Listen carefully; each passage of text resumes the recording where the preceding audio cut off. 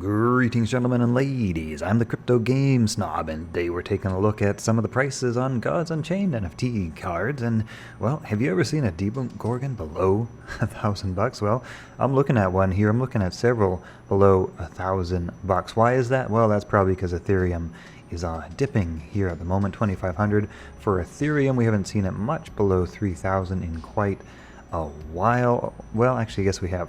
I guess I haven't been paying attention as much lately to the Ethereum market, but yeah, it's been dipping up and down and doing all sorts of crazy things. Well, I guess I should watch Ethereum a little bit more. Yeah, right around 2,500 on Ethereum, so I would say Demogorgons are still in the ballpark price as they've always been, right around $1,000. You can buy them for about $920 on Gods, and IMX for $1,700. Has anybody bought a Demogorgon for this much? March the 3rd for 1332 if you're selling with IMX tokens. Interesting. Yeah, I mean a little bit of NFT arbitrage there, right? And we have some Jasons here again, 840. If you were just looking to spend money off your credit card and not your existing Ethereum balance or whatever, this is looking like a pretty good time to pick up some Jasons. Jasons as high as $3,000 at one point. They have taken a bit of a nosedive ever since then. Is Jason a bad card now? Well, there's a lot of new meta going on, but Jason's not a bad card. 333 with the ability to delve 3 legendary creatures. Jason's a crazy card. It will always be a crazy card, in my humble opinion. Golden Sabers.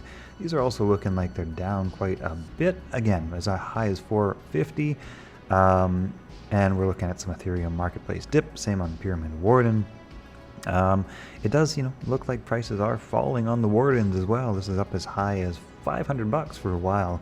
Again, so add about what is it, 20%, 15-20% onto that, and you got your standard, roughly $250 Pyramid Warden, maybe a little bit less.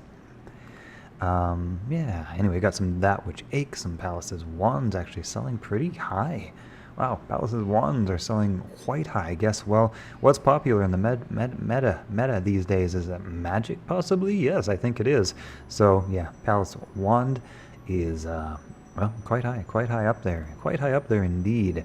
Chiron the Teacher, and all of these are sort of comparable to what they've been for quite some time. They're really holding their value, actually, pretty well. Now, the converted price does appear to be a bit lower than usual, but I would dare say that is because it's converting against Ethereum, right? If you just wanted to put, buy some cards without Ethereum with your credit card, it's actually looking like a pretty good price. These were as high as $180 for a while, maybe even a little bit more actually.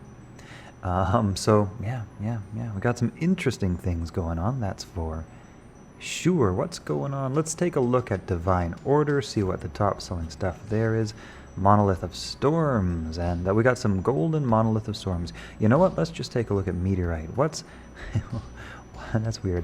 Okay, I think that's a glitch or a bug or something. Some shenanigans going on with these mispriced listings. But up at the top of the charts for most expensive selling current cards in Divine Order, we have the Hollow. The Hollow, it did not used to be up at the top. We used to have Odie, we used to have Finian up at the top. Now we have the Hollow, and we also have Monolith of Storms. And unfortunately, somewhere down the list, somewhere way down the list, we've got Odie. Odie's actually still comparable in price. Somewhere down here is Finian.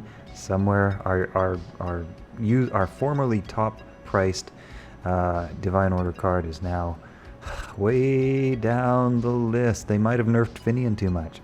What do you guys think? Let me know. Did they nerf Finian too much? Why don't we make him like a 1-3 or a, something like that? I feel like he got too nerfed. I mean, you just don't see much Finian play anymore.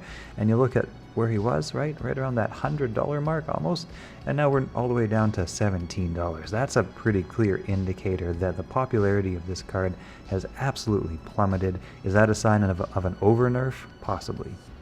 In my humble opinion, possibly. Yeah, anyway, let's take a look at what's selling in Genesis. Kind of the usual stuff. Demogorgons, Jasons, Avatar of Nature, Apoc Now, High Bar Knight, Pyramid Wardens. Kind of the usual stuff at the usual prices. It is interesting how the NFTs are actually holding pretty well, even as the price of Ethereum and stuff dips up and dips down. And since this is compared against Ethereum, we're seeing a calculated value which is dipped down. But Actually, if you were to calculate against the cost of actual dollars and actual Ethereum and all that sort of stuff, the cards themselves are actually holding pretty well in a value. Yeah, so that's pretty cool to see that NFTs are holding their value as the market kind of goes up and down, right? Not in fiat, not in your U.S. dollar, conversion, but in the actual currency in which it was purchased in. Let's say.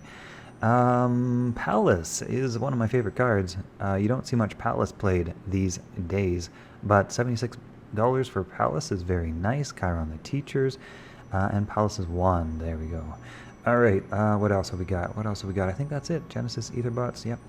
Oh, yeah, let's take a look at the core stuff. We got some potentially crazy stuff going on with core cards. So we've got very few cards on the market, but they're new, right? So we've got, I mean, you got to get 2 of them to mint them, and so there's very, very few on the market. So people are just selling these for a bit of a premium right now. They're going to drop in value, of course, as time goes on, but it's interesting to see what some of these are selling at, right? River Jumper Captain is an epic core card where we're selling for $40 at the moment. Now we're actually getting some sales for 80 and 90. Wow, crazy. There's only 16 available total so far, right? There's going to be a lot more soon, but at the moment, that's where we're at. We have the Cordless Rune Moth, which got a big buff, now selling around the $15 mark. Yeah, because that's just so powerful now, and Magic is absolutely busted, absolutely broken in the current meta, so that's what we got. Canopy Sniper, interesting. After one of your Amazon's attacks, deal 1 damage to an enemy creature, which is pretty good. 1/3 is kind of, it's not the best on stats, but, on an Amazon heavy focused deck, kind of interesting, kind of like your miniature Color of the Hunt at 2 mana, which is kind of cool, I haven't got it, so haven't been able to play around with it. This is the one I really want here myself. Add 3 wild creatures to your hand. Add a 3 random wild creature for the cost of 2 mana. That seems to me really, really good. I want that card. I don't have it yet, but I want it. We have Porphyrion, we have this Dred Cyclops dude here who has gone up a lot in value because he got a really nice buff. Now he's a solid 5/5 with Ward, and if that was all he was, that would be really good. But he's also got this crazy ability. At the end of your turn, increase the mana cost of your opponent's god by 2. Right, so basically take your mana, your your opponent's god power out of the equation. Basically, yeah. So anyway, we got all sorts of Rune Moss on the market, some buying and selling. We've got some new cards going. Very, very, very interesting. What is this? The Bonded Unicorn.